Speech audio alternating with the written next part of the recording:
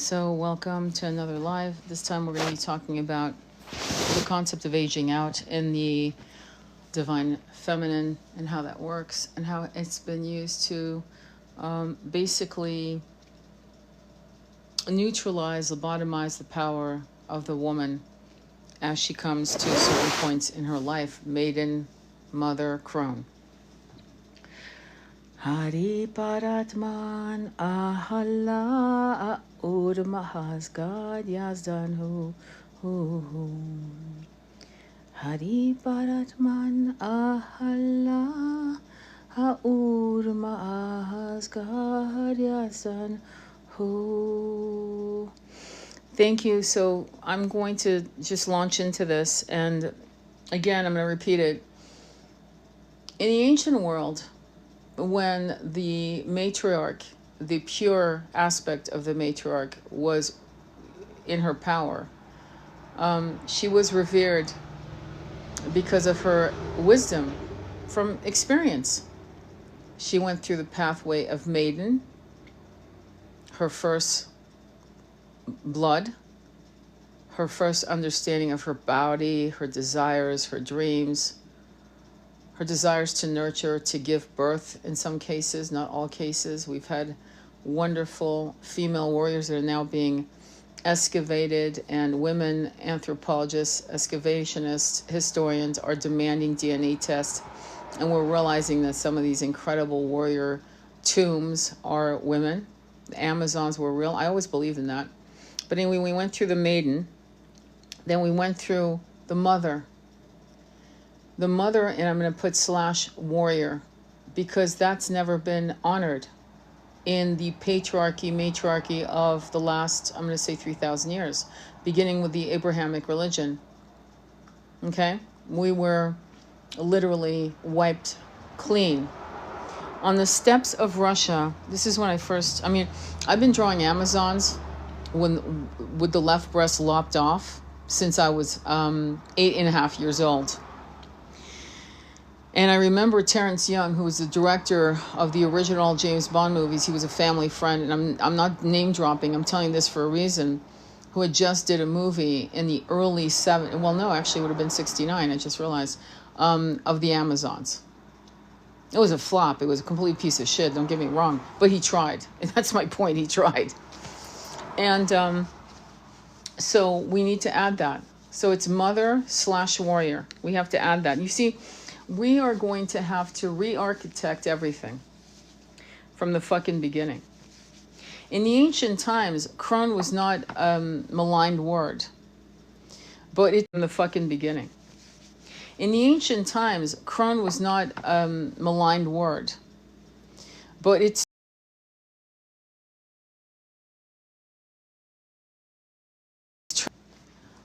but in those days, crone was the elder.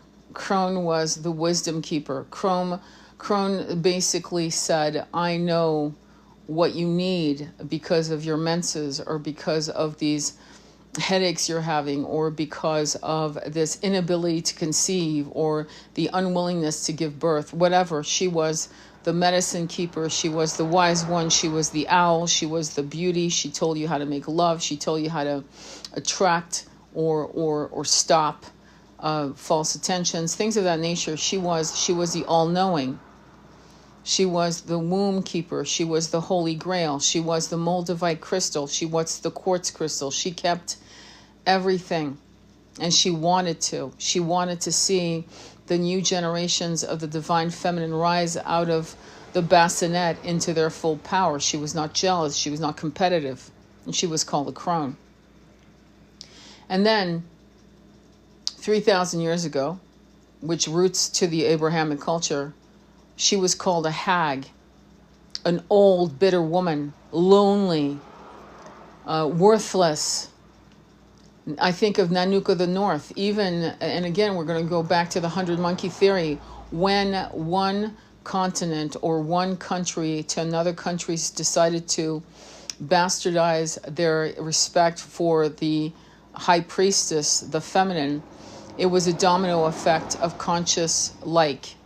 basically, it became an infection that pollinated the entire planet. And so crone became the hag, the witch with the warts on her nose, the evil one, the ugly one, the disgusting one, the one that could not be sexualized, could not be desired, was worthless, stupid, evil, consorted with the devil. And she was brutalized, destroyed. And if she was beautiful, God forbid she was beautiful, she was blamed for male deviant desires to subjugate her, to grape her, to destroy her. I am not a crone. And so in recapturing myself as a woman who is past her menses, I claim the role of high priestess and goddess. Why? Because I have the wisdoms, and I will not use a word that has been pollinized by hate and destruction and the disfiguring of the Holy Mother, of the elder feminine. And because that word has been taken, I will never take the mantle, the crown that was given to me by a man who wanted me in chains. And so that's why I'm not a crone. Just like I'm not a witch, I'm a high priestess. And these kinds of differences of words are really, and you know they're important. You know they're important. It's like saying, we all laugh, some of my friends, the planet, Uranus, words, meaning, pronunciation. They do something to the consciousness. And let's be clear. We have cultures that have never understood our bleeding time. They've never understood why it was such an incredible, powerful, cleaning agent that also moved with the moon and moved with the moods of other women in the same building, the same family unit. If we were living as families, we were on the same cycle. We all needed tampons or pads.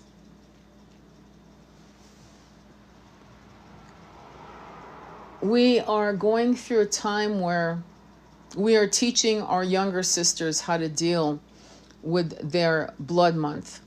And the way you would speak to your yoni, your womb, and say, why, sweet sister, why are you in pain? What's going on? Because pain, when you're arriving in pain, you're bloated and in so much pain, your lower back, your muscles, your hips, your legs, the heaviness. It isn't just a physical, it is an emotional pain, holding on to something unsaid, an obstruction created by outside influences. Trust me, they are.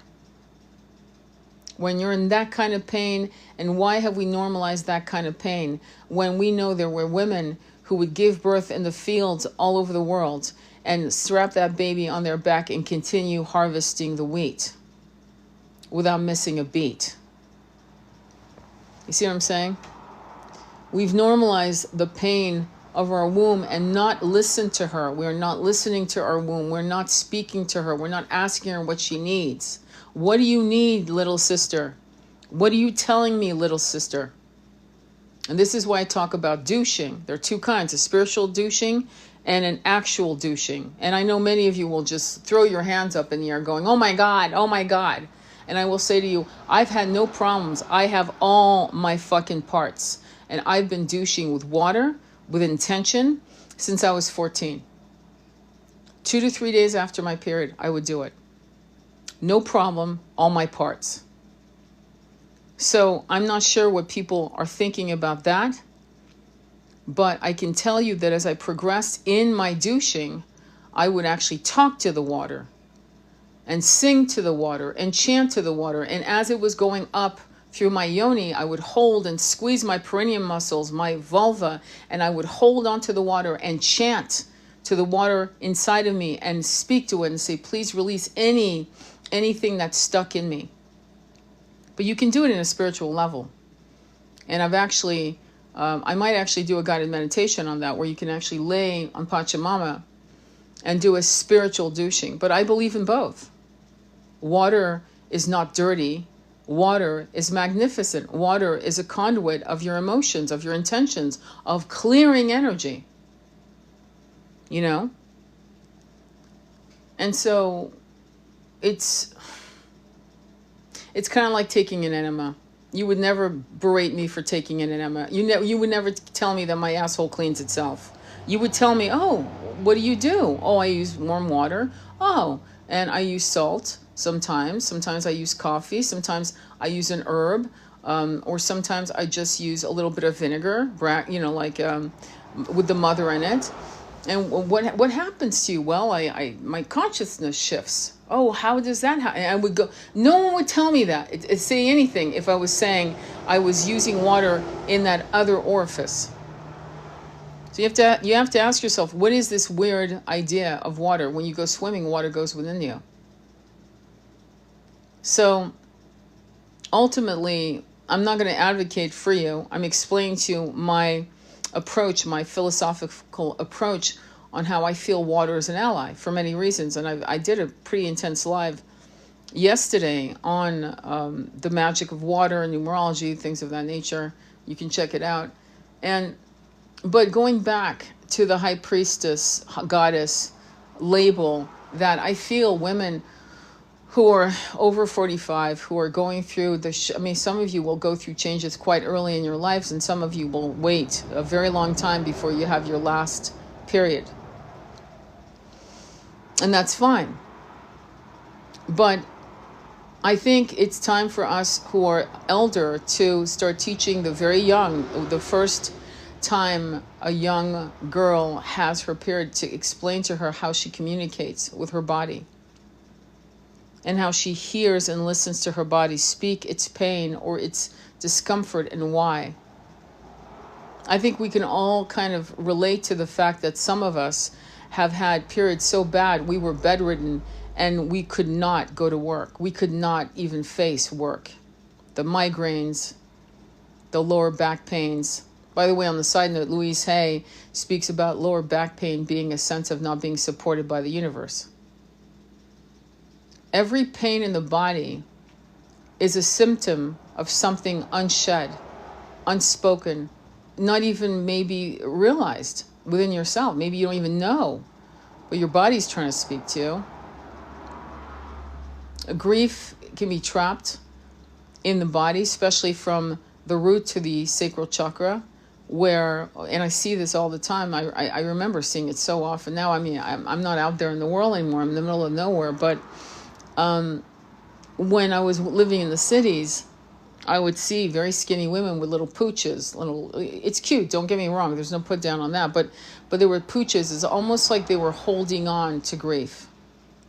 My mother had it. She looked great in a bikini at 45, 50, but she still had that little pooch that really annoyed her, but she didn't realize that she was holding on to the grief of worry, of constantly worrying about the family, about her husband, my father, about this, that, and the other. And it held itself into that sector of those 3 chakras. And, the inflammation that we see in men, men that look like they have literally a massive steel ball. You can hit it and it's hard as a rock. That's grief. That's cortisol. That's sadness. That's fear, that's anger, wrapped in the middle of those chakras until it hits the solar plexus, which makes it that person powerless. But going back to I am not a crone. I know women my age are very, will argue, but they'll argue with me on anything. Honestly, my boomer generation can be so pathetic sometimes, it's crazy. I'm realizing most of my friends are at least 10 years younger than me, which is insane. My twin, who was in his 70s, was probably the only person I could talk to that was older than me, who spoke some sense about some basic things about energy, frequency, and balance. And though he was a patriarch, per his own admission, he was healing that bullshit, and he was aware, and he was navigating an awakening. But I can tell you, he would have never called me a crone unless he wanted to be an asshole. He would have called me gorgeous, a goddess, whatever, however. But it would have never been, a crone would have never been his take on me. And when you take on the crone, which equals the hag, the unwanted one, the one who's alone. Oh, she's such a spinster. She's alone. She's on her second divorce. Oh, she's a widow. Oh, she's got 20 cats. It's funny. I think of Brigitte Bardot, who was such a kitten. Remember her? What a beautiful face. All natural, all beautiful. Just beauty beyond. But she was exposed to the voracious lust that never, it's like a fucking abyss. You can never fill it. And she found her joy in helping unwanted animals. And you could call her a hag, but I call her a high priestess. Because in the end, she helped those who allowed her to help her, to be helped, which are vulnerable animals.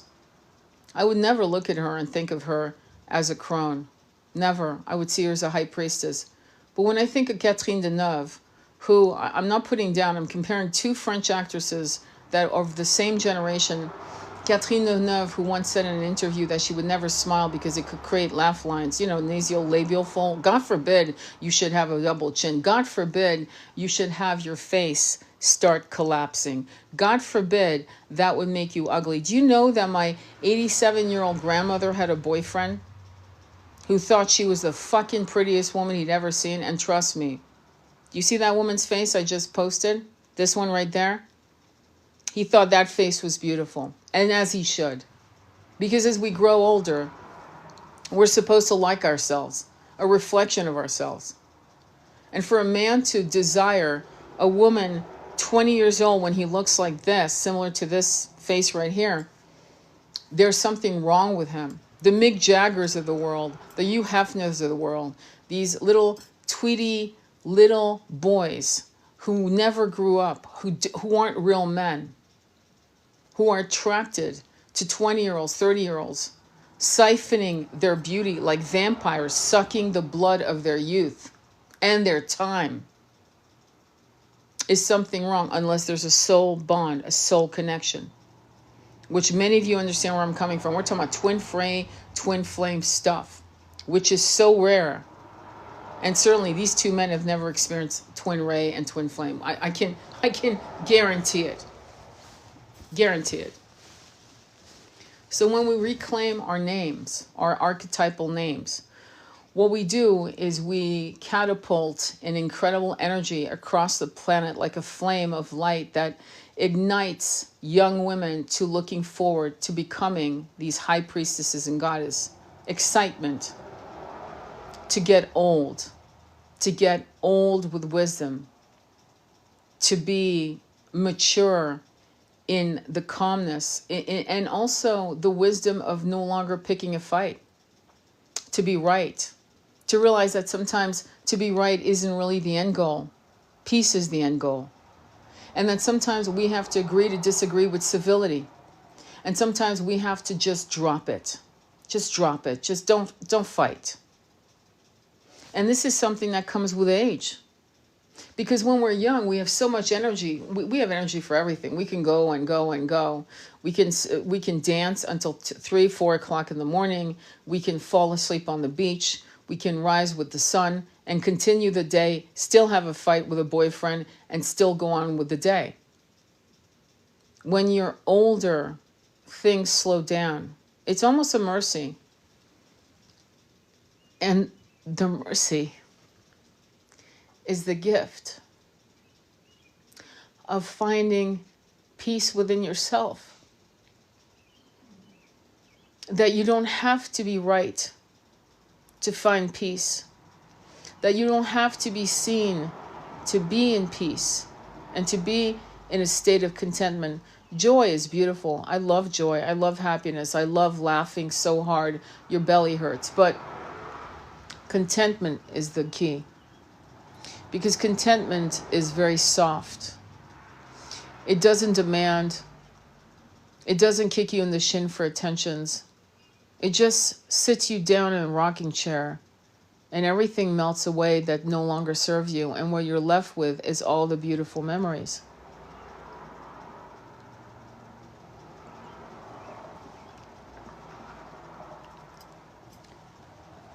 I think we need to, as a people, as women, support this concept of generating new words for ourselves and rejecting really toxic matriarchal words that were meant to chain us around our throat chakra, around our wombs, around our ankles, around our crown chakra, our crowns that we earn. We start with a chara as the maiden, and then we get some stones put into the tiara. You know, stones that are meaningful for each child or each battle won as warriors. And then the crown is complete when we hit a certain age. And ultimately, we share as much of the wisdom as we can to those who will listen, including the masculines. And there's so many beautiful masculines that want so badly for us to rise. They really are self-aware of their own past lives as maidens, mothers, warriors, and crones, high priestesses, goddesses. They understand. These men would understand what I'm saying. They would want us to finally get to a place where we no longer see our worth by anything. You know, like this concept of plastic surgery should be something that makes you comfortable. I had a friend who was homeless. And she was a wild witch woman, high priestess. She was shaman. She was intense. She would give blowjobs for $20 just to get gas in her van. She had a beautiful body, the body of a 20-year-old with the face of a 55-year-old who had really lived hard. And there was something about her that was so genuine and raw, almost like Caliban in the Shakespeare's The Tempest. Almost Neanderthal, primal, primordial, almost not angry, but brutal, brutish, a bruta. She was intense. And she hustled her life because Social Security was giving her $650 a month because she lived in a van. And, you know, they figured, well, you don't need more than that. And also they gave her like, what was it? I think it was like $120 a month for food. That was before COVID. Can you imagine? There's no wonder she was doing what she was doing for extra $20 here and there. And even though she, you know, had her face showed her life, the plastic surgery she had was to lift her eyelids because it was making her blind, literally. And so it was approved. And so she had I don't even know the term of it, but anyway, getting her eyelid, it's an eyelid lift, I guess. But it was medically necessary. Like literally she couldn't see. And so they approved it and she was done. If it makes you feel better to do what you need to do it for yourself so that you attract yourself in the mirror. And I've heard so many women say, finally, the face. I remember that face. That's my face. Yes. And there's nothing wrong with that. I'm not promoting that or being against that. Just like women who've had breast reduction, you know, to not wear a bra, to be free, to not have to fucking worry, you know, that I think that's wonderful. I think it has to be for you. And it can't be a competition to compete with the Joneses or the Kardashians or whoever one is competing. At that point, you should go right into therapy. You should go into talk therapy. No different than a person going through gender reassignment. You should. Because it's at that point you have to ask yourself, how much can I not love who I am? And it's hard to love who you are as a woman. It's particularly hard because of the messages that have morphed themselves again and again. I mean, you have to understand, I was born in the 60s where Twiggy was the reigning queen. We're talking about H chic. We're talking about women, and I've spoken about this before, where women they were either starving themselves or they were eating like massive and then vomiting. You know, that was the thing. And so it created a sense of I'm not good enough no matter what. I remember when I first did the Songs of Solomon, the breast cancer book I did. I remember when I was 10 years old in London, and I'll never forget it, because my mom was talking to a friend, a mutual friend, a top model in London, meaning she probably was a top model in Europe. You know, she was doing the whole scenes. Had to have a double mastectomy. She had breast cancer. She was probably in her mid to late 20s. And her boyfriend left her saying, I don't want a woman with no breasts, as if breasts defined her as a woman, as if breasts made her more lovable. And while I did my work on the breast cancer series, by the way, on the side note, I've never had breast cancer, nor has anyone in my family. You don't have to experience something to fucking give a shit about how it impacts people. A great example is Louise Hay, who did the hay rides during the AIDS epidemic, where she had all these young gay males who were infected with the AIDS virus in the 80s, and she was giving them the opportunity to talk about what they were facing, which was death. So they were called the hay rides. So she was not a male, and she was not a gay male, and she still did it because no one else was doing it. Just on the side note, you don't have to go through it to give a fuck about how it impacts people. Just like you don't have to be in Gaza to realize that there's something wrong in letting people starve, or watching women watch their babies starve to death. Empathy is being there without experiencing it. Empathy is caring. But this was something I learned long distance, remotely, from Louise Hay, who is probably one of the great female powerhouses that taught the world self-help. While Napoleon Hill was teaching people how to become rich, she was teaching people how to heal themselves, and in healing yourself, abundance will come. And what is abundance? Well, it's health, because if you're in a wheelchair, that's not, and then you're sick, constantly sick, it doesn't matter if you have $12 million in your bank account. So abundance is health, love, because if you can't love and be loved, what's the point of $12 million in your account? And you have to be healthy. And then the last was wealth. And what is wealth? It's being healthy, loved and loving, and having what you need.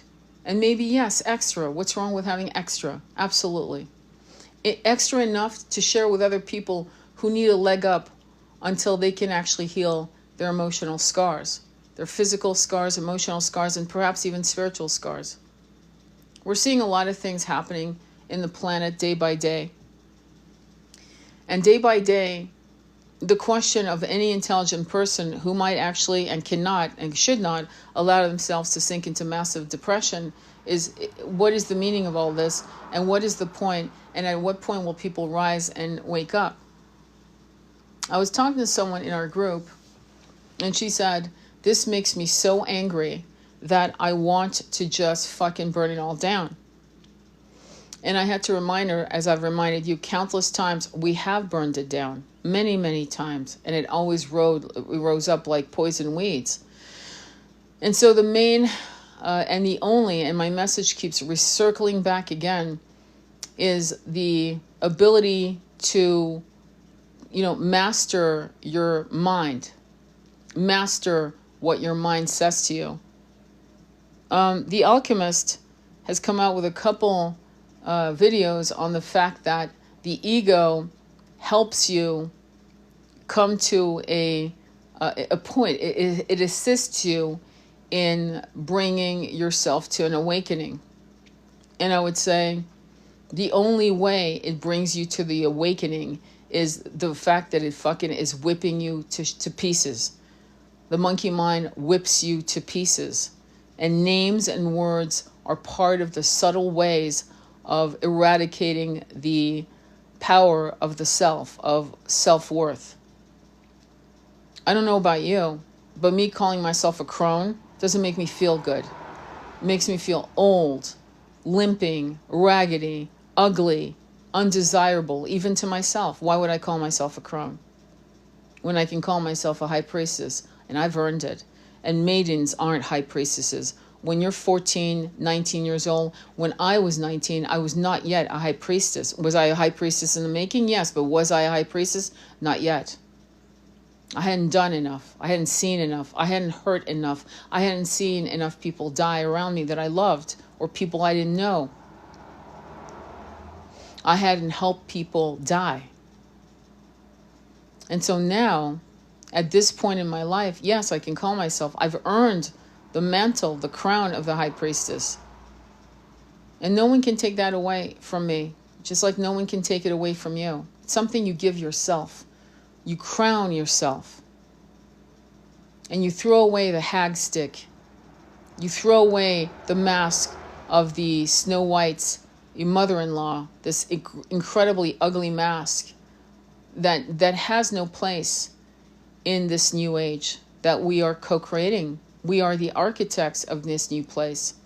And we do it with the power of our womb and the energies of our, crown chakras, downloading directions, our third eye igniting and receiving messages and visions, and literally it going down the staircase of our chakras and then coming back up from the Earth star all the way up to the universe and saying, this is what I co-create into the Akashic, the great halls in the Akashic libraries. And this is not something you do when you're a maiden. You know why? Because you're too busy fucking pursuing your new gifts of being alluring and sexy and desirable. And you're dreaming of that man or that woman who will be your lover. And that is all that really surrounds your daily consciousness most of the time. Yeah, you're still doing spiritual work. You're still reading books on incarnation. You're still doing all kinds of things on that. But the main thrust, I'd say 65% of the consciousness of a maiden is the pursuit of love. It's no longer a concern when you're a high priestess. You're no longer looking for love. You've had those loves. You know what it is. Or you may wait until a high priest, a magician, comes up and matches your high priestess energy. You wait to see nothing. You're going to keep reading your books. You're going to keep tending to your garden. You're going to keep doing whatever you need to do, savoring this time of knowledge and upgrades. And if a high priest is brought to you, yes, why not? But you're not pursuing that anymore. It's no longer what defines you. It's no longer what you're not obsessed by those desires anymore. Where for a maiden, that is. See, that's the difference.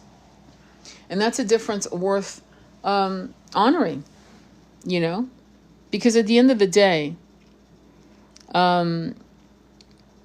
everything that we do moving forward is going to be based on how you redefine what has been given to you by a system that was never kind to you, not through the centuries, never.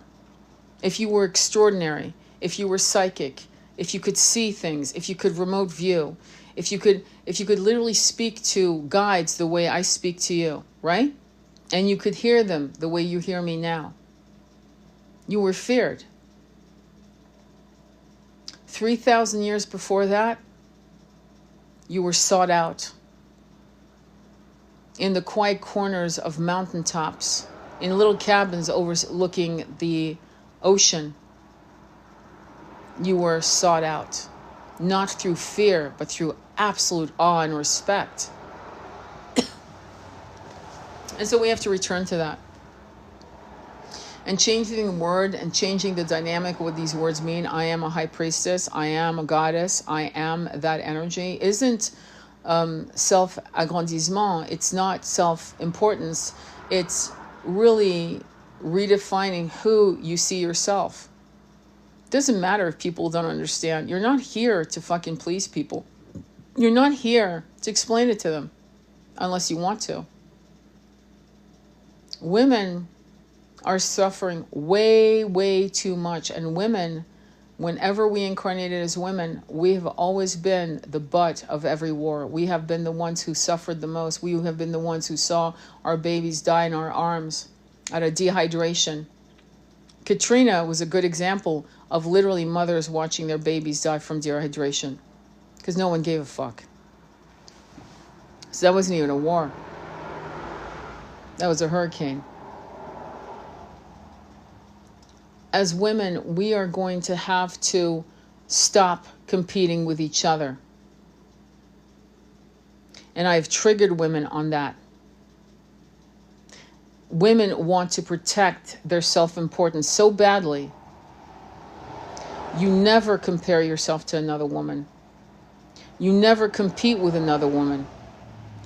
And if you do something that smacks of competition, call yourself out on it. We as women have to be very, very careful and mindful of the steps we take around each other. Because we have women right now who don't trust us. And for good reason. These are women who have the trauma of bad, toxic mothers. Mothers who competed with their daughters. You don't think that's real? It's fucking more real than you think. It's interesting, something I noticed too, that every mother that was the shining light that wanted to have the spotlight had a daughter with a weight problem. It's not a scientific fact. It's something I noticed over the years. She struggled with weight. Why? Why is this a problem? Well, because it's almost like the mother who wanted the spotlight created in her daughter the mother that the mother never had. So the 9-year-old, the 10-year-old became the mother. The roles were switched. And she lost her ability to go into the age of 14, 15, the nubile young princess, the maiden, and the rites that happen when you emerge out of a family unit as the beautiful, the young maiden. Because her mother could not stand losing her beauty, her age, meaning, the age difference. The male attention now was focused on her daughter.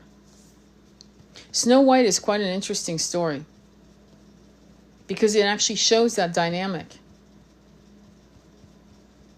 And yeah, you should say, well, you could say, that's the stepmother. But there are mothers that act like they're stepmothers.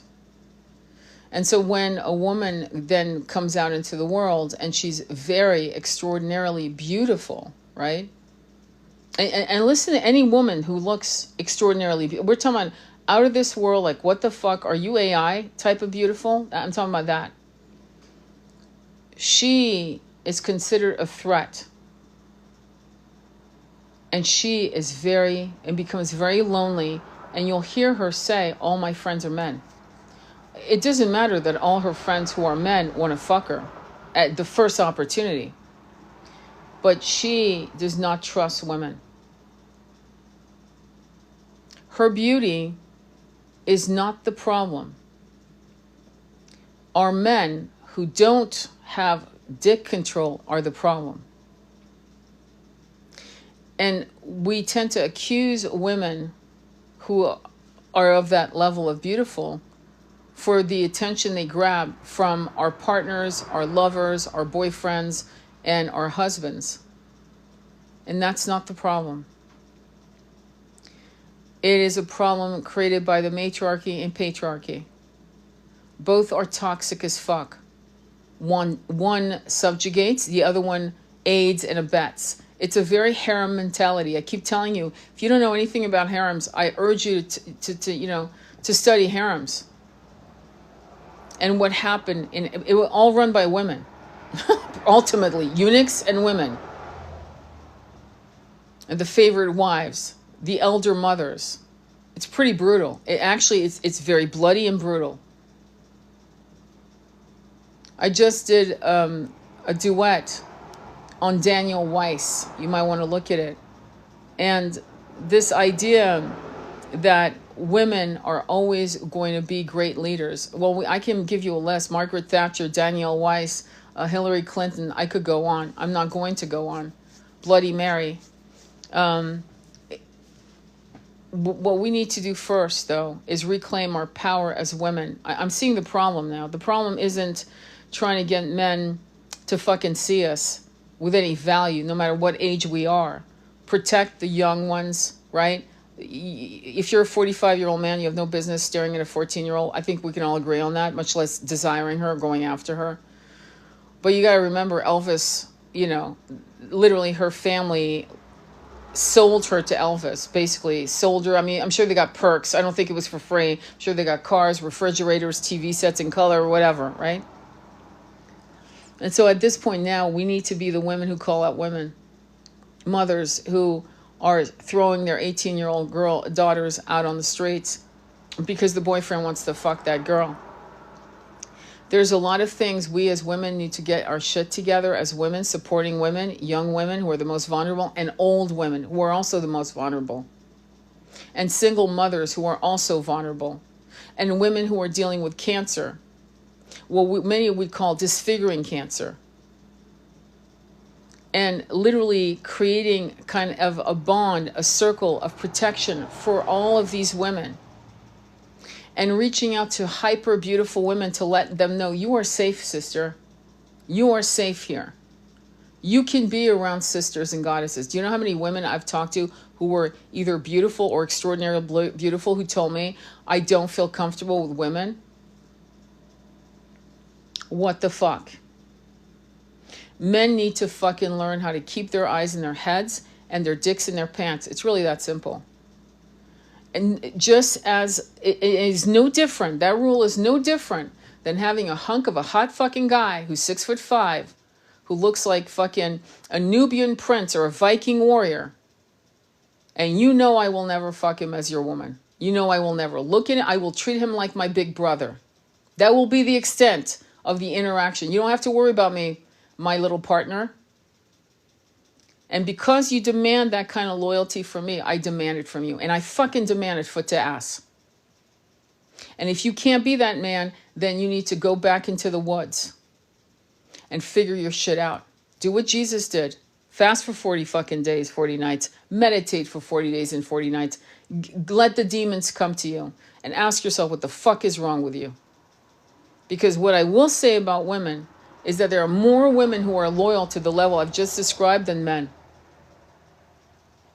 And that is a complete imbalance. And so when women talk about, hating all men, it's all men. The sad part is it's not all men, but I'll give you that. There's a reason why I call these extraordinary men who have dick control, spiritual control, working on themselves, aware of themselves, questioning themselves, second guessing. Those men, I call them unicorns for a reason.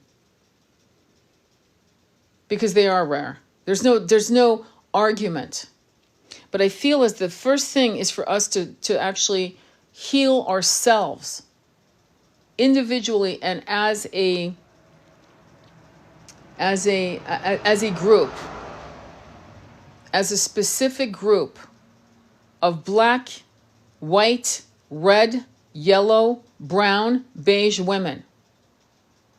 We need to unify our power and see, and I am actually starting to see that actually, little by little, here and there, the evolution of this incredible sisterhood emerging. And we have to be very gentle and patient with those women who have never had women friends. I swear to God, I've met them. I don't know if you have, but maybe it's because of the work I do, but I've met so many, and it's really lonely, and it's really sad. Let me read your comments. I hate what's happening right now with the gender wars. That's what I call it. You're absolutely right. Not only gender wars, but also generational wars. Yes, exactly. The generational wars, the gender wars, well, the generational wars, I'll tell you why this is important to note, okay? When I spoke to, so imagine my grandmother, when I was born, I think she was 55 or thereabouts, and I was a newborn, right? So by the time I was 3 years old, she was 58, right? And guess what? I got to hear about World War II. I got to hear about how it was in Switzerland as compared to Paris, France. She was in Paris during the German occupation. I got to hear what was happening and her memories of it.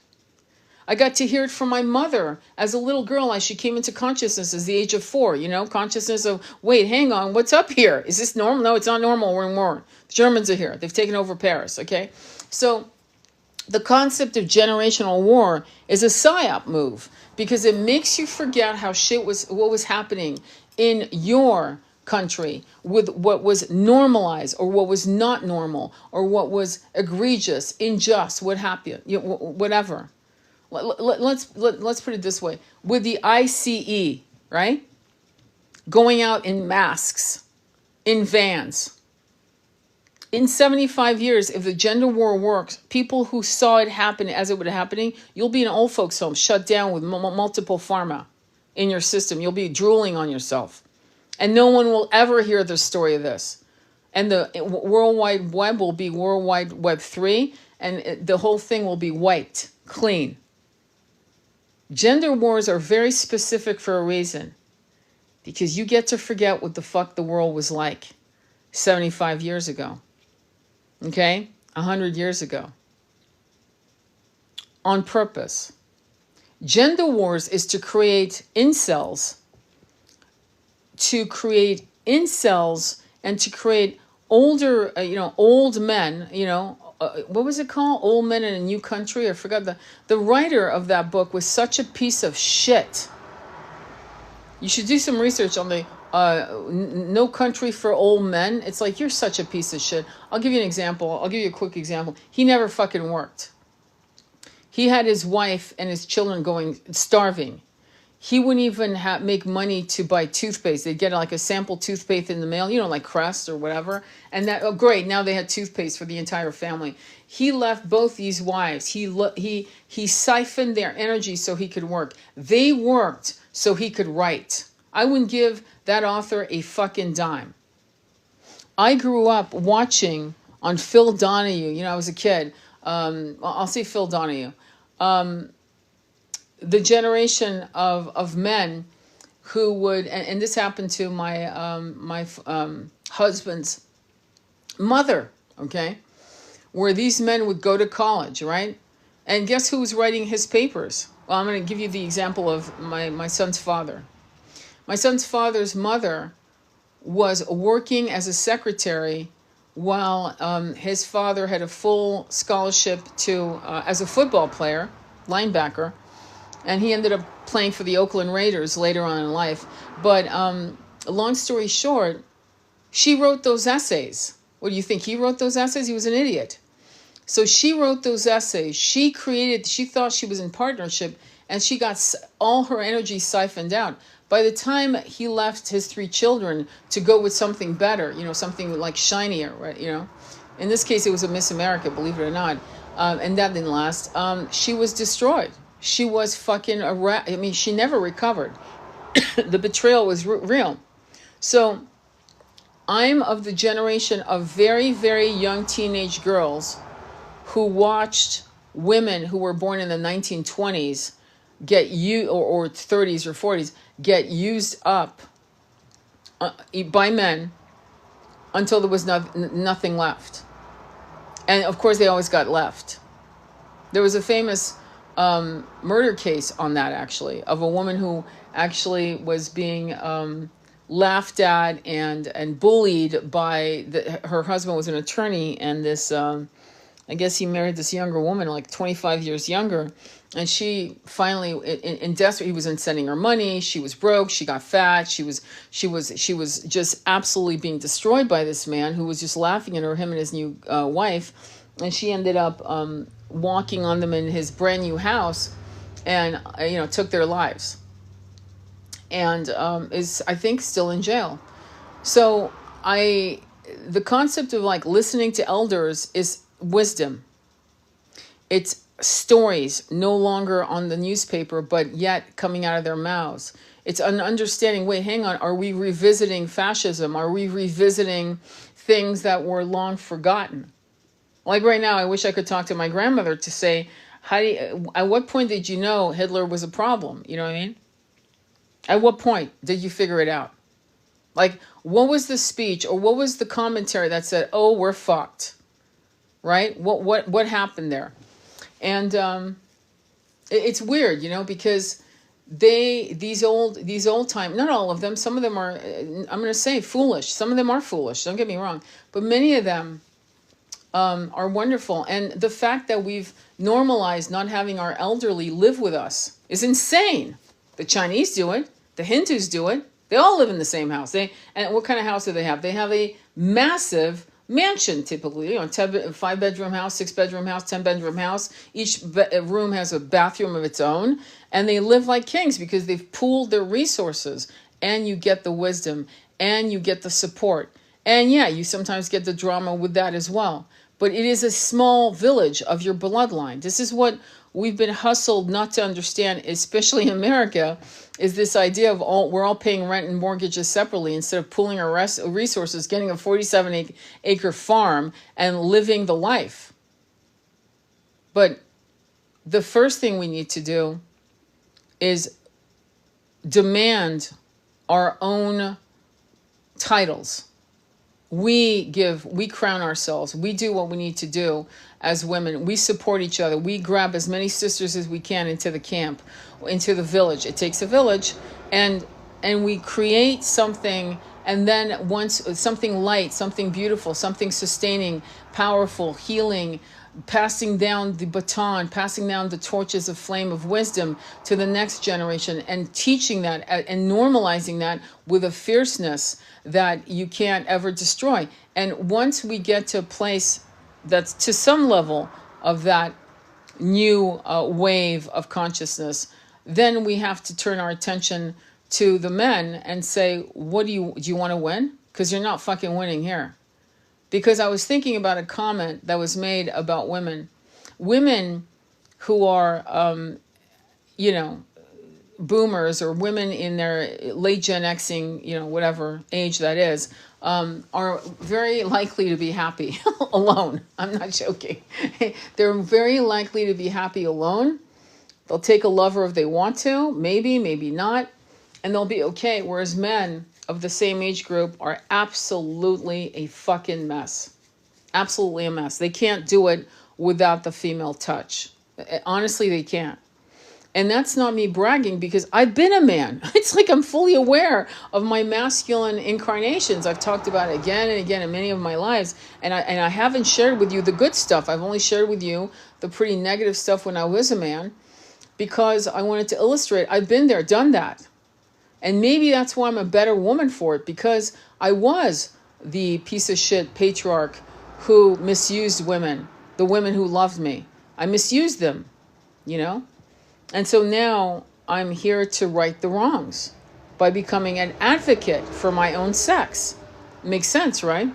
But that's also why I have a love of men, because I understand what cultures created this brutal masculine mask that that had to emerge to create respect, especially if you were leading men. You could not show tears. I illustrate that in my book Recall. Creo has had a lovely day with Bakor, beautiful day, right? They made love, they had wine, they made love again, and they're going back. It's ancient Mesopotamia. And his face is soft.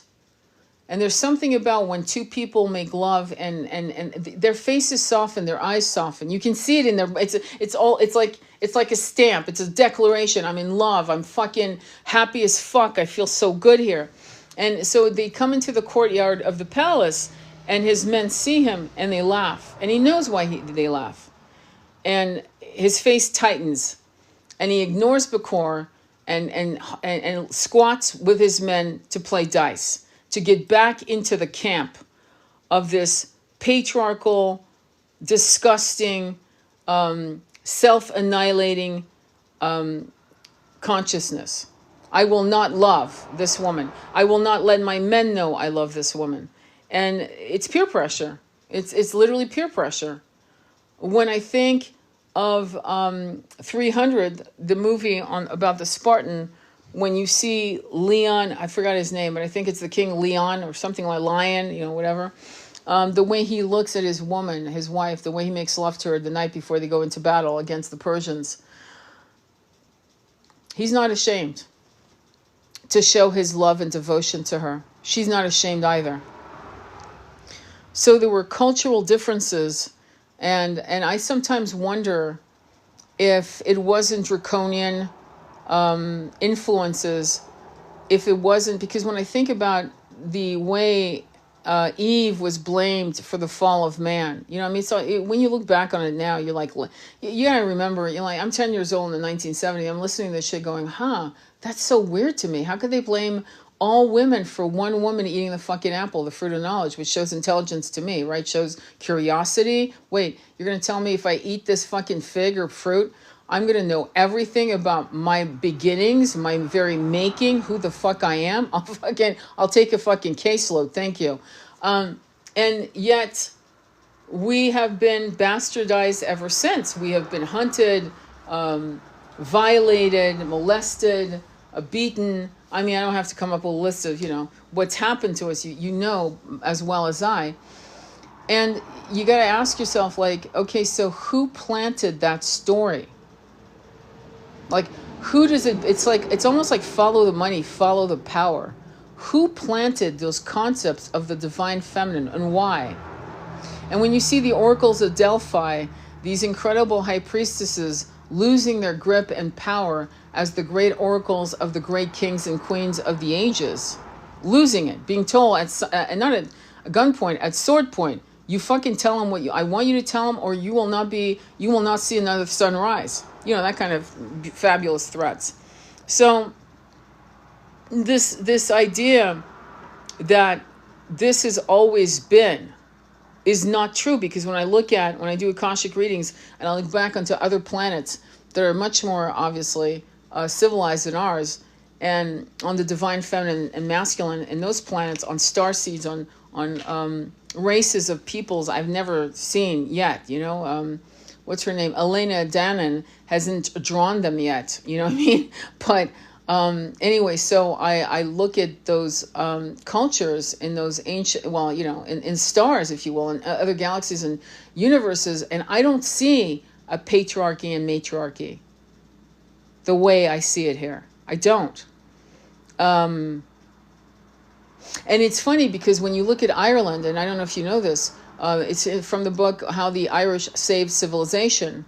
So to give credit to the Arabs as well, it was the Arabs and the Irish that saved all of the ancient scrolls of Plato, Herodotus, and Sophocles, and all of these, and Sappho and Cicero, and all these ancient Egyptian and Greek, yes, Egyptian and Greek, because they were, going back and forth, shifting and trading and discussing various philosophies and so forth. But anyway, these two cultures, the Irish and the Arabs, were the scribes who actually were able to hold in written memory, these teachings, okay? And because the rest of the world in Europe was burning the Catholic Church, you can thank him again, burned the fuck out of everything. That's why I'm always shocked when people are proud to say they're no offense. I got to question you and go, isn't it enough for you to just go into a grove in the middle of the woods like Jesus did before he was crucified and just connect with God like he did? I mean, is that so difficult? Do you have to have a cross around your neck? And like people are saying now, there's no love like Christianity. Yeah, which is violent as fuck. So my point, though, is that this hierarchy of the masculine and feminine, the patriarchy, I didn't see also in Atlantis. I did not see it. They were fighting each other, toe-to-toe, sword to sword, if you will, on an equal footing. Didn't matter if you were a man or a woman. Same with Lemuria. I didn't see that. Same with cultures like Neolithic cultures. I didn't yet see that. I didn't yet see that kind of dynamic. The dynamic was brute force. And there were some women who were as brutally powerful as any man. Why? Well, and sometimes it was because they were small and they were quick. They were quick, they could maneuver. It was like a Goliath and David and Goliath type of situation. They could still outfight a man based on the fact that they were small, muscular, some of them, and strong. But I didn't see that concept of the matriarchy and patriarchy until we see what they call the cradle of civilization, which is Mesopotamia. And that's when I start seeing it appear. And then my question is, where the fuck did it come from? Who was it? And I'm not convinced it was the entire force of the Anunnaki. I'm still not convinced about that. What I feel is that there were certain, just like in Atlantis, there were certain factions that started destroying the 5D, 6D consciousness of Atlantis. And you know what happened? And there was the same going on with the Anunnaki. There were factions of love. Thoth is named as the Atlantean, but he was an Anunnaki son. And eventually became known as Thoth the Atlantean and Thoth the Egyptian and the great teacher. You know, if you read the Emerald Tablet, you'll see what I mean. Some people say it was made up. Some people say it's fraud. A lot of people say all kinds of shit. But it is, there's a pure, even, let's just say, let's just go with it. Let's agree that it's a fraud. Read it. And I dare you not to cry. I dare you not to cry. Your soul remembers it. Your soul will remember it. So my point to you is, in the Anunnaki, culture, there were factions. And there were factions of evil, and there were factions of light, Thoth being one of the light bringers. And so, again, there was no hierarchy and lowerarchy of the feminine being in the bottom rung. You know, in some holy scrolls, holy teachings, whatever, and again, holy and teaching that women are less than, bringing a whole fucking human being between her thighs. The logic escapes me. How the fuck can a woman carry the soul of a human being and push that life out between her thighs and thought of herself and be seen as a cow, as cattle, as no more important than cattle?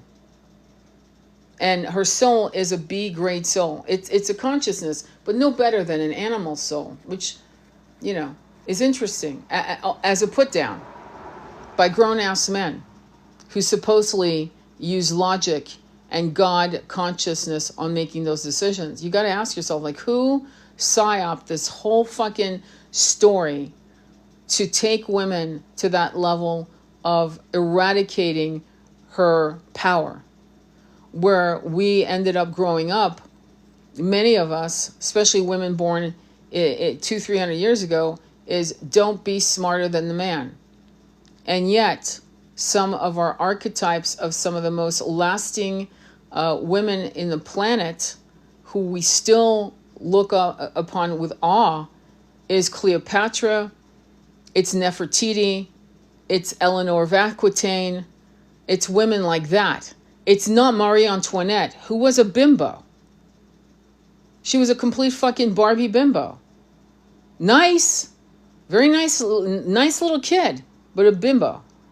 But we look up to these incredible powerhouses that somehow survived the ages and were honored for their brilliance. Sappho, another one, Sappho, sapphic love, you know.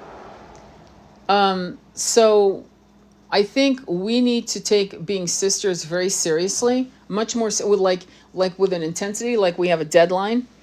And we need to start supporting each other in ways that we've never supported each other before. And the gender wars can go to fucking hell because it is a psyop. The generational wars is a psyop. There are brilliant 80-year-old people that have stories to tell, and they're not being allowed to tell. And you 20-year-olds and 30-year-olds need to take your fucking phone and say, Grandpa, tell me a story about World War II. Grandpa, tell me a story about the Depression. Grandpa, tell me a story. I mean, my father, thank God, I'm kind of lucky because I literally had two generations. My father was born in 1923 in New Jersey. He got to see the blimp, the Goodyear. What was it called? No, it was the German. I forgot what the fuck it was called. The Zeppelin. That's what it was. It was a Zeppelin that blew up in the sky. And I think it was in New Jersey. He got to see it. He also got to hear Orson Welles' radio show on War of the Worlds. I kid you not. He was a kid. So I got to hear these stories from his mouth, from his own memory. And then in 1939, my mom's born, and she tells me that in 1945 she gets to see her first orange. She's now 6 years old, and it's her first Christmas, right? It's her first official Christmas, meaning she had a Christmas tree. And my grandmother had wrapped each orange with ribbons, okay, and hung them like, Christmas balls on the tree. And when she told me that story, one Christmas, and we did it for years, I would get tangerines and oranges and wrap them with tartan ribbons and hang them on a tree the way one would take glass Christmas balls. And I remember the first time she saw it, she started crying. So, to be honest, it's stories that we need to hear. It's the understanding of what those stories mean to our future generation of our own kin. Like I have memories, and I I don't know what my parents were thinking, but we lived in Accra, Ghana. I was about 3 years old, and we lived opposite. There was a hotel, and we lived opposite a zoo. I kid you not, a full ass zoo. And I have memories of an African policeman hoisting me up the pit of an African pit of all these crocodiles. And I remember seeing its mouth open, and he gave me a stick, and I'm beating the snout of that crocodile. I'm like 3 years old. And I'm like a little bonbon to this crocodile. If that African cop had just dropped me, it would have been over. It was a pit. And I have memories, so many memories, I could tell you, memories after memories of that zoo. All kinds of shit was happening in that zoo whenever I went in. And I have wonderful memories. One memory is of me riding a horse, a black horse, on the beaches of Accra, Ghana, and swimming with these little blonde toe-headed kids in these beautiful, soft, gorgeous waves, and being tumbled over by these tiny little waves. I was 3, so I was a little toe-headed kid myself, and basically having these memories that are so, evocative of a time and an energy and a frequency of the land, of the African people, these beautiful African people, and the way people lived in a sense of simplicity and a lot of peace. Okay, this was a time of peace in that part of the world. And I think that's why so many people go there. It's still the most incredible place. And so these experiences aren't meant to be buried or cremated when you're gone. These experiences are meant to be shared. If you notice, if you pay attention to how many people I follow 10,000 people. If I could follow 20, I would, but I can't. So I take off people. Unfortunately, a lot of people's accounts have been blocked, so I'll remove them and add new people. I follow people who do garden. I follow people who are politically aware of Gaza. I follow all kinds of ballerinas, horse breeders, horse trainers, whatever, however. Do you know what I'm saying? And why? Because our stories are important. Our stories are beautiful. Those moments in these little 3-minute videos of an old lady with blue hair coming out of her garden, right? And teaching us how to make a healing tea to sleep. Priceless. Priceless. Of a person talking to a person dying of cancer, a young person dying of cancer, and them telling, us on screen their story, a favorite story, a favorite moment. Priceless. And so I think the gender wars and the generational wars will end when we give each other empathy and we give each other space to tell our stories and to share our stories with each other. Because they are filled with wisdom and laughter and pathos and melancholy and regret and love and seeking love. But first, we need to be good to each other as sisters. And we can't compete with each other.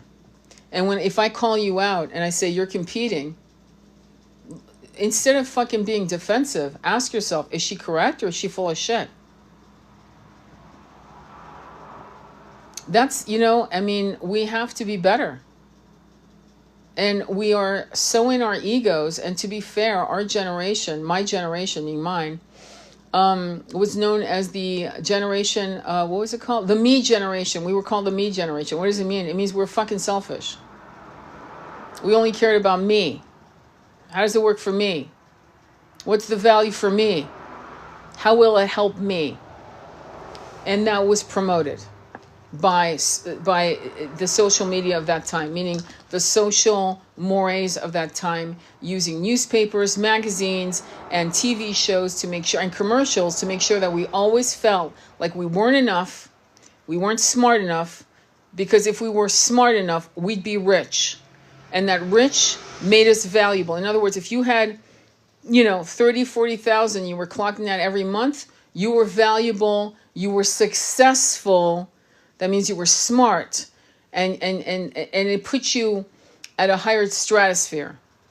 Okay? And during the time that people were becoming multimillionaires and billionaires, they were harming people to get there. 9 times out of 10, they were harming people.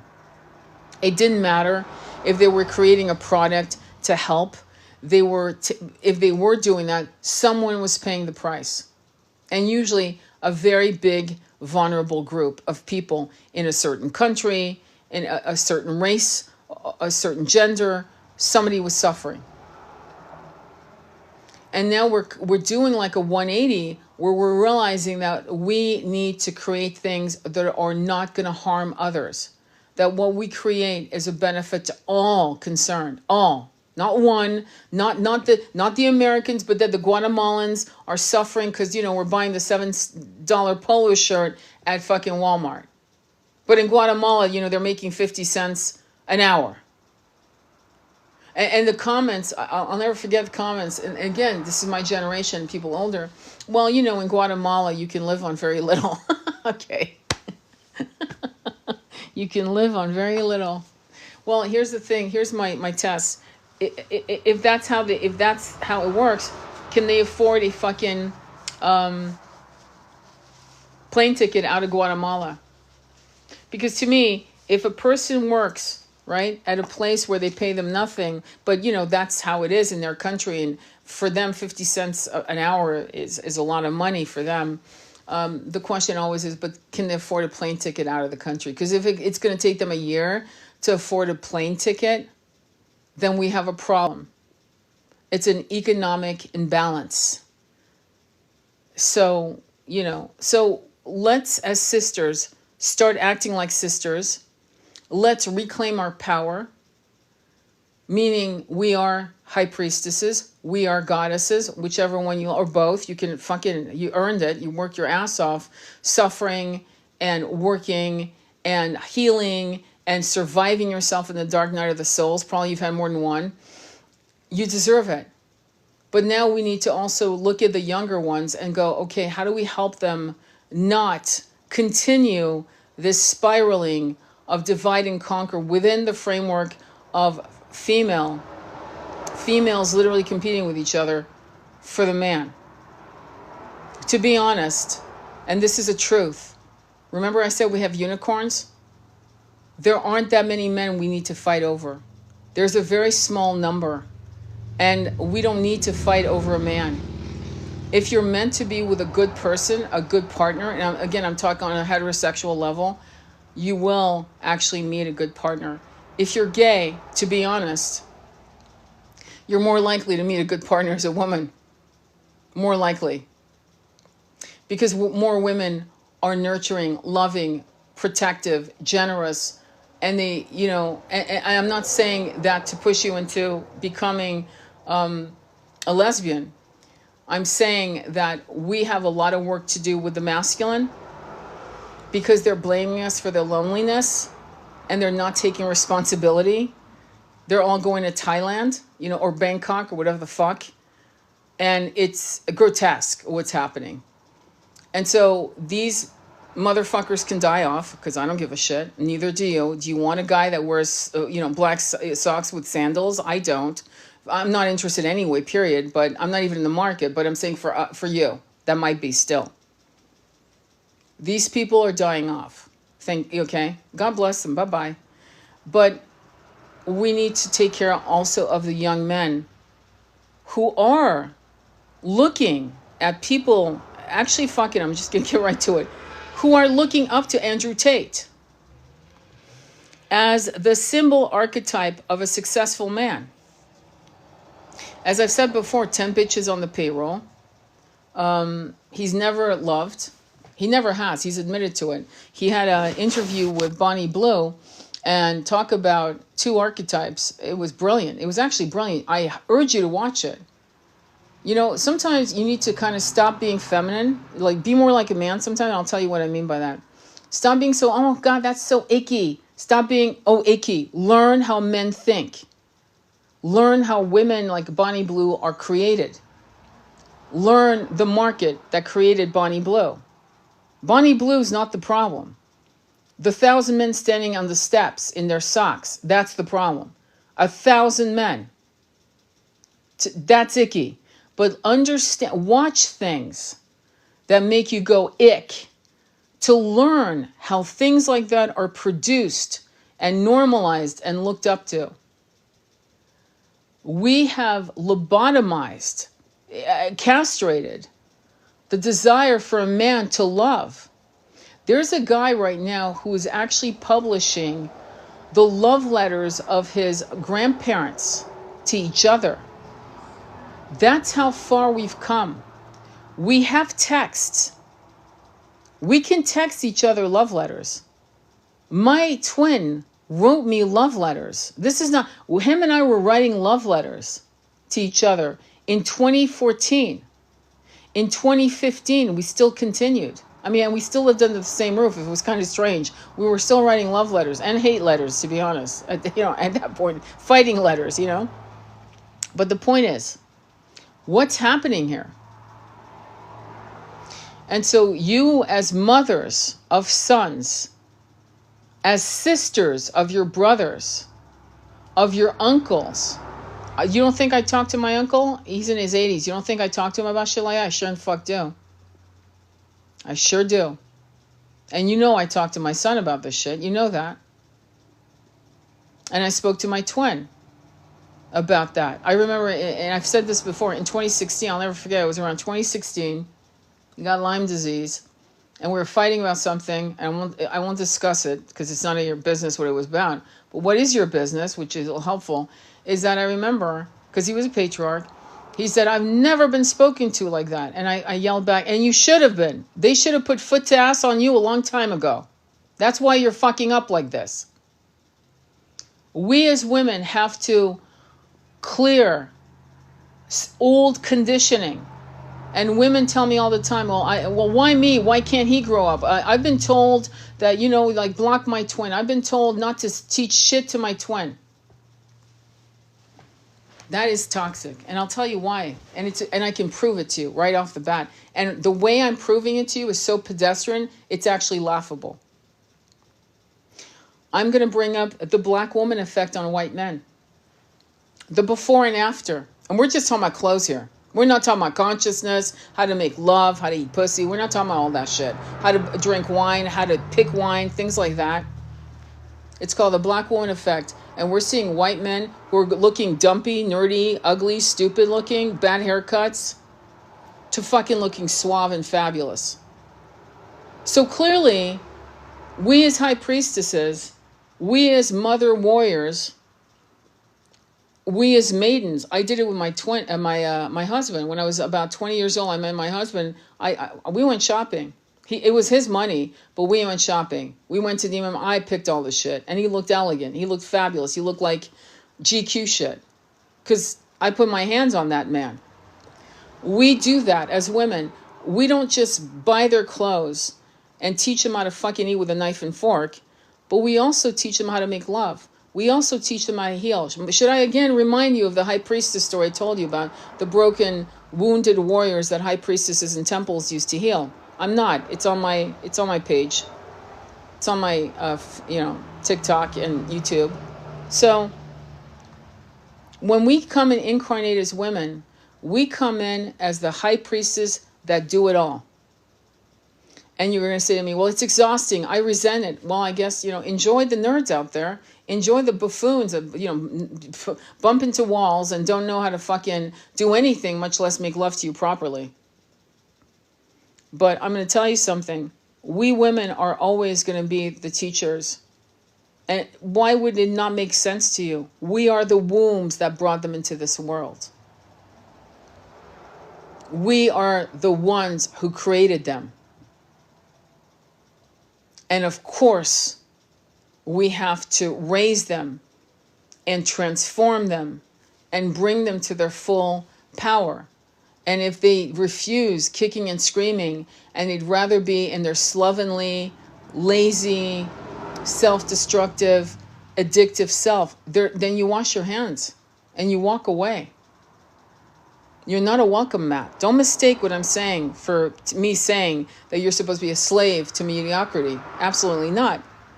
But we are the creators, the architects of this planet.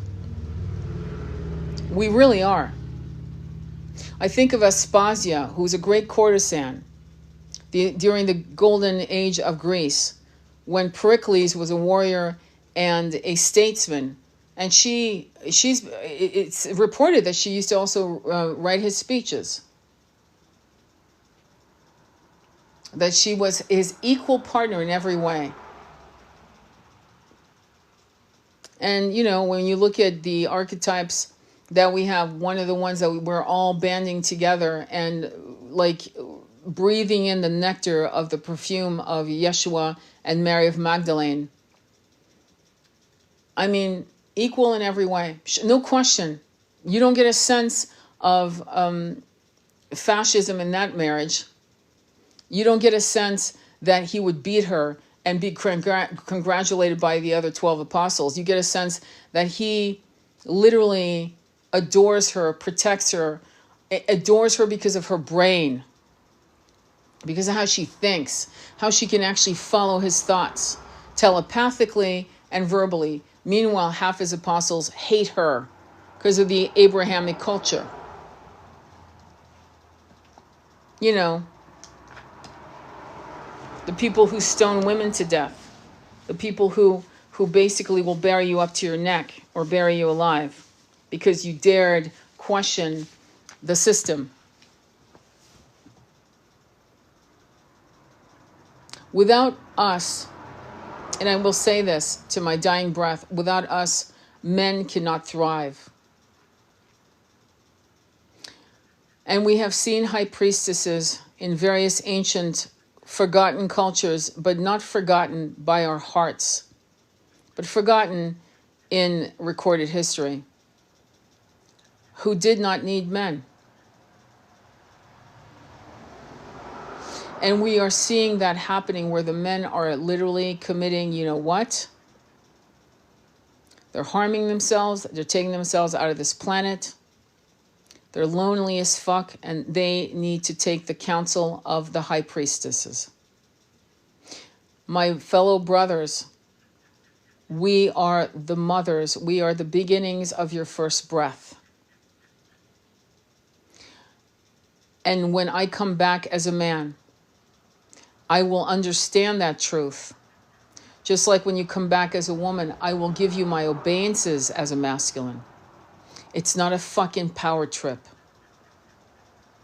I'm not asking you to be a slave to me because I'm a feminine.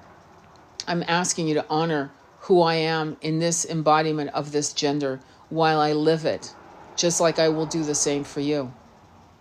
Just like I should have done it when you were a woman in past lives, and I probably failed you in many ways. And we have to do better.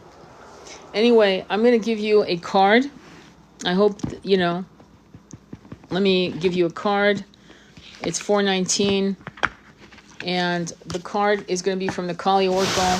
You know the drill. Not the black socks and sandals. I know. Some people in Guatemala still live in huts. I've been there. I hear you. Yes, that only works if their money goes far and they live happily and well. No, but I mean, after, they live in huts, that says everything. To accept a man as they are and yet wanting them to step up and change their patterns. The man as he is has to come to you and say, I am who I am, but I am healing. I'm on the healing journey. He cannot be, I am who I am and take it or leave it. If he says that, fuck off. Kindly fuck the fuck off. Get off my path. But if a man comes to you as he is and says, I am on the healing journey, that's a whole different story. You know what I mean? Does that make sense, Mama Yeti? All right, so we're going to do the Oracle card, and I'm going to ask you to pick top, bottom, and middle. Majority wins. Thank you for liking the live, and I will have this whole live on my YouTube channel. Follow me on YouTube. And the YouTube channel is Sacred Intimacy Tarot, or it's on my profile link. So when you're ready, top, bottom, or middle? Top. Okay, cool. One more. Top. I have top. I'm going to take it if you guys don't say anything.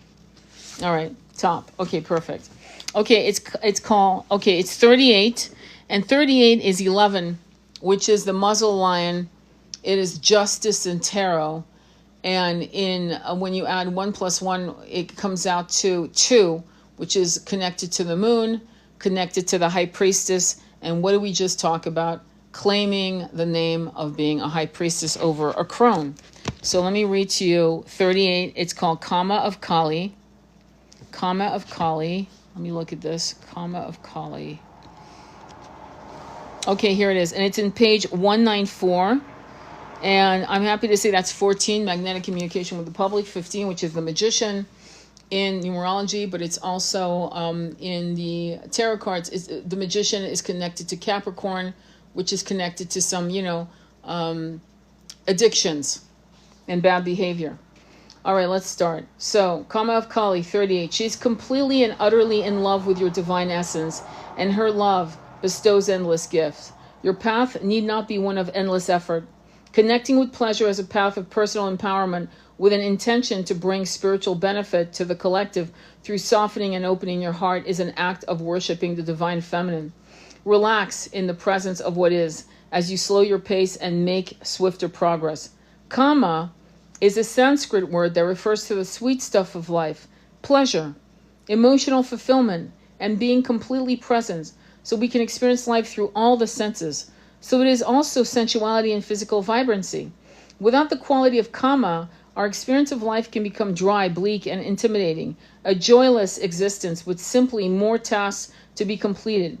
If we are feeling exhausted, lacking in the qualities of the light and lightness of heart, then we have become deficient in Kama, sacred pleasure. In the realm of the goddess, the enjoyment of life is a sacred act of devotion, gratitude, and celebration. And honestly, when was the last time you twerked? When was the last time you twerked? You want to talk about Kundalini awakening? If you twerk for more than 5 minutes, you're going to feel your entire body explode in frisson. Chair de poule, how do you say it? Hang on. In your whole body is just going to explode. Your skin's going to raise up with goosebumps. That's the thing, goosebumps. And you're going to feel it in your root chakra at the base of your spine. Trust me. In the throes of profound challenge and transformation, we can feel disconnected from our joyfulness. It's as though it were akin to the bright days of summer and we are in midwinter, wondering how it was ever that we could frolic about in barely anything when we now feel the need to cover ourselves with abundant protective layers. This is to be expected during times of intense suffering when we are dealing with an issue that has elicited grief or anger. Yet, if we allow our minds to remain open to the possibility of joyfulness and pleasure, they can find their way through like the sun breaking through clouds to bring a comfort. The oracle can indicate not only a more pleasurable way of being as part of your future, but also an offering of pleasure now, even if we are struggling to ease the strain and make the way easier overall. Assessing pleasure requires embodiment, a connection with the senses and the subtle nuances of feeling and beauty. Through embodiment, it is easier to receive healing. It can manifest through the uplifting scent of aromatherapy, the warmth of a shower, gratitude for a safe and comfortable place to sleep, the sumptuousness of warm clothes or a satisfying meal, the delight of a playful silliness in animals, in the nutty sense of humor of a beloved human, and the simple appreciation for the flow of the breath or through the openness of being that spontaneously occurs in a response to an expansive vista of trees and mountains. Kama is the spiritual practice of presence that leads us into joy, even ecstasy and bliss. It is the juiciness of feeling truly alive. If we have a complicated, confused attitude towards pleasure, the nature for it can be denied or repressed. Yet it will not disappear. It will arise in some indulgence, addiction, or peculiarity of behavior which creates suffering because it is not the natural expression of the natural need. The Kali of Kama helps us reconnect to our needs for pleasure and its healthy expression. The oracle speaks of a gift entering your life from the will of the goddess. It is an invitation to relax and receive. Sometimes we may unconsciously attribute a divine will with intentions to demand more and more and more of us. Yet divine will has our best interests at heart. When we need to develop strength, it will certainly provide the experiences necessary for us to do so. But it also provides sweetness and pleasure, which we can embrace or not using our free will. The oracle speaks of a need to embrace pleasure and the many gifts of the goddess. This is not an indulgence. It can actually help you make progress on your spiritual path. Doesn't it make sense? It's funny because when you think about people who are stripping their whole entire lives of pleasure, a great movie on that is called Babette's Feast. It's a very slow movie, but for some reason it's brilliant. Like you sit back going, what the fuck? I love this movie. And I thought I was going to pull my hair out. It's called Babette's Feast. And it's about pleasure. It's about this austerity that we put upon ourselves, thinking that will bring us quicker to ascension. When pleasure gives you a sense of purpose to ascension. Because imagine, you're drinking the nectar of 3D. Holy crap, 5D's got to be better than this. Oh, I'm definitely going to, I'm going to do the work. Because if this is giving me pleasure, imagine this, multiplied 1,000,000-fold in 5D. So pleasure is a gift that says to you, imagine this even more than this. And it's not greed, because pleasure is a sense of gifting ourselves love and peace and abundance and joy. And that is, and this is what was created for us by the one of 1,000 name, God. So this austerity has to kind of stop, okay? Because it's going to make you feel like everything is so colorless, is so lifeless. It's akin to walking in the desert, and it's just one dune of sand after another, and the heat and the stinging sand on your face when the wind blows. There's no pleasure in that. You're going to give up. To be able to embrace joyfulness as a gift, it provides us with relief and release when the path has been truly difficult. It is the summer to the soul's winter. To grow, we need both. The Kali of Kama is a message that we should not discard our need for pleasure. So much of what society promotes as pleasure is little more than disembodied escapism that creates further suffering rather than healing. And I don't know why. Don't get mad at me when I say this, okay? Because my my mom lived there. Las Vegas is a disembodied pleasure. When people say, oh yeah, I say to my clients, I need to go on a getaway weekend in a cabin. And the answer, oh yeah, I just came back from a getaway weekend in Las Vegas or in the casinos. I'm like, that's not a getaway weekend. That's a lot of noise. Even when you're sleeping, you're being attacked by energetic frequency of greed, loss, and just the fakery of it all. The natural and enhancing experiences of pleasure, however, are a mystical medicine. We can only access it through presence, spontaneity, and connection to ourselves and the life. The Kama of Kali is genuinely healing. That is how we recognize sacred pleasure. Though through its effect, it is far-reaching positive consequences and leads to more energy, commitment, and discipline as a natural response to the alleviation of excess pressure. Yeah, remember in The Secret, Rhonda Byrne's The Secret, the woman has breast cancer. And what does she say? She says, thank you for my healing all day long. And she watches movies and she's laughing and laughing and laughing. And suddenly the size of a plum tumor she has on her breast is gone. Pleasure, laughter, joy, delicious expressions of self-adornment, a beautiful oil for your body, a gorgeous meal that makes you cry, literally cry out of fucking gratitude. You're like, oh my God, I've never had such a ravioli. What the fuck's going on? This teaching is not about becoming hedonistic or pursuing pleasure at any cost without wisdom or benefit. Instead, the oracle asks us to engage with pleasure as an act of worshiping the goddess. You. When divine worship is genuine, it doesn't add to the suffering of the world, but aids relief. To understand this, we can give up the notion of pleasure as selfish and begin to associate with the sacred. When COVID lockdown happened, what did they do? They took away the pleasure for us to go on walking on a beach, hiking in the mountain. Depending on where you lived, you could get arrested. If you were living far, far up in the mountains, you can't relate to anything I'm saying. You're like, what the fuck is she talking about? But for us who lived in the cities, Malibu is a city, okay, just so you know. And we were not allowed the pleasure of walking on the fucking beach. We were not allowed to walk up the hills of Malibu Canyon. We were not allowed. There were helicopters and Coast Guards, and you could be arrested and put in jail for 6 months. And fines up the ass. Those simple pleasures were stopped. The pleasure of going to a restaurant and sitting down to eat with a friend,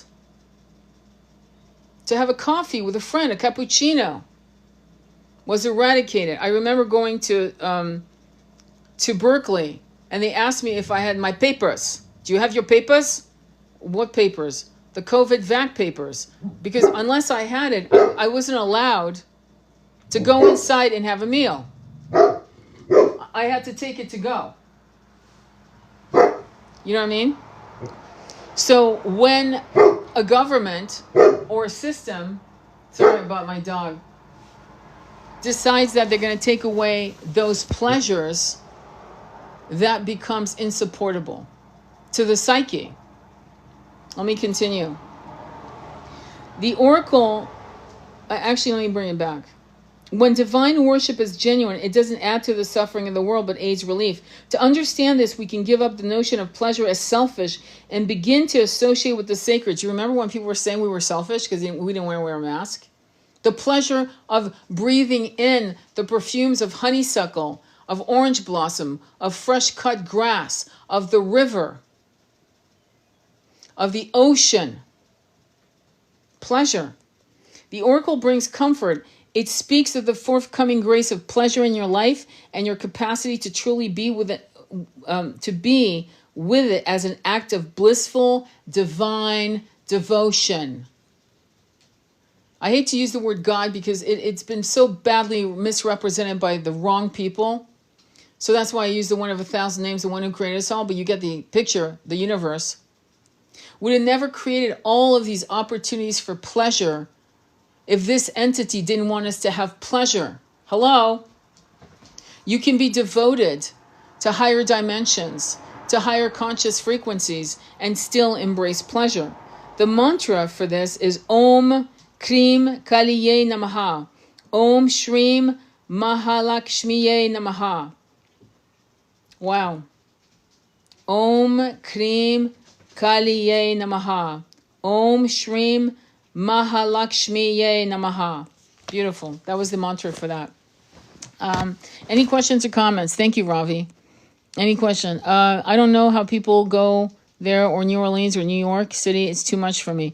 I hear you. The only way I would go to New York City, and honestly, I could go to New York City today if I wanted to, but I won't, is to see the art. But to be honest, fuck it. It's not even worth going to see the Metropolitan Museum of Art. It's not worth going to, it's just not worth it. I don't like cities anymore. I've stopped liking cities. I don't know when. I think around the time I stopped owning a TV. I don't like cities anymore. I've stopped liking cities. I don't know when. I think around the time I stopped owning a TV is when I stopped liking cities. I think it was simultaneous, unbeknownst to me. And I would go, I love botanical gardens. I do. I love that. I love nature. I just love to wander in these incredible, magical woods that hold the mystery of the ages. And, sometimes you stand in front of a tree and you're realizing, my God, this tree was here when the Native Americans roamed. This rock was here when and you get, if you're psychic or if you're in tune, you can put your hand on the rock or a tree and feel or see the holographic imprint of movements of the people that once lived on that land. You can feel it, or you can actually see it. You know what I mean? It's really interesting. Anyway, I'm going to go. I want to thank you all. This will be on, I love embracing joy. It's a serious practice. This is a great reminder. A holiday to New York would be my nightmare. Exactly. Well, it's not just New York. It's New York, Las Vegas, Los Angeles. Los Angeles used to be fun, man. I remember living, unfortunately, in Pasadena, which was a fucking haul. But the craziest thing is, like, I remember me and again, we were, this was before our son was born, and we would go down to Venice Beach, and there was this restaurant this is when I was eating seafood. They did a fried calamari, fried shrimp, and we both ordered a beer, and we were overlooking the ocean and watching the sun set. And this would have been around 1990 something.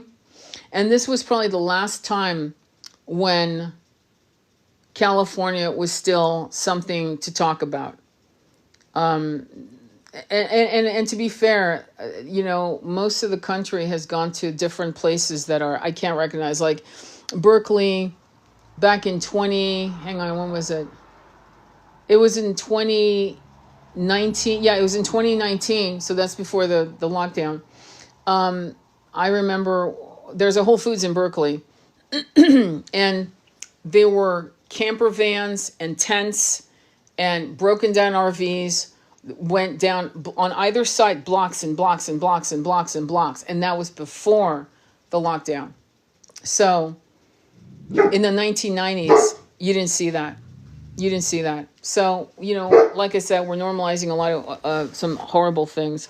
All right. Much love to you guys. Be well. Namaste. I'll upload this. Follow me on YouTube at Sacred Intimacy Tarot.